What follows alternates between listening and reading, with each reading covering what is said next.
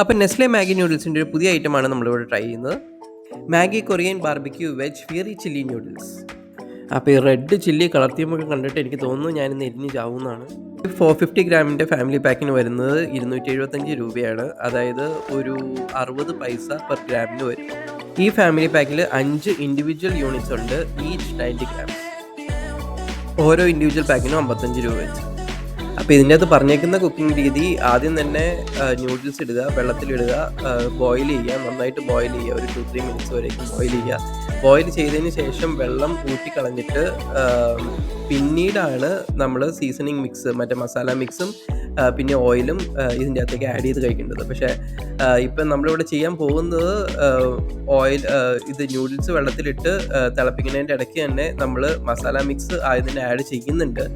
And once അത് വെള്ളം വറ്റിക്കുകയാണ് ചെയ്യുന്നത്. വറ്റിച്ച് കഴിഞ്ഞതിന് ശേഷം സീസണിങ് ഓയിൽ ഒഴിച്ചിട്ടാണ് കഴിക്കുന്നത്.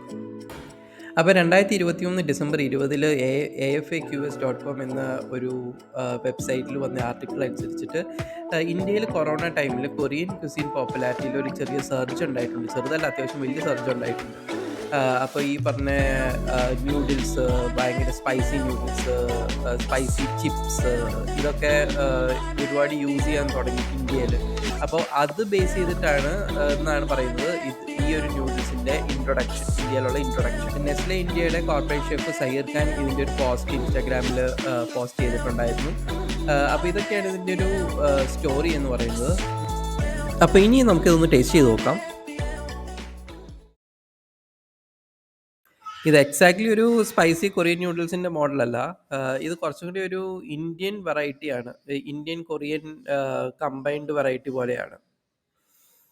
പിന്നെ ഇതിൻ്റെ ടേസ്റ്റ് വൈസ് പറയുകയാണെങ്കിൽ ഇത് സ്പൈസിയാണ്, നല്ല സ്പൈസിയാണ്. പക്ഷേ അത്യാവശ്യം സ്വീറ്റുമാണ്. പിന്നെ ഇതിൻ്റെ ഒരു എരിവ് കൺട്രോൾ ചെയ്യുന്നത് ആക്ച്വലി ആ ഒരു സീസണിങ് ഓയിലാണ്.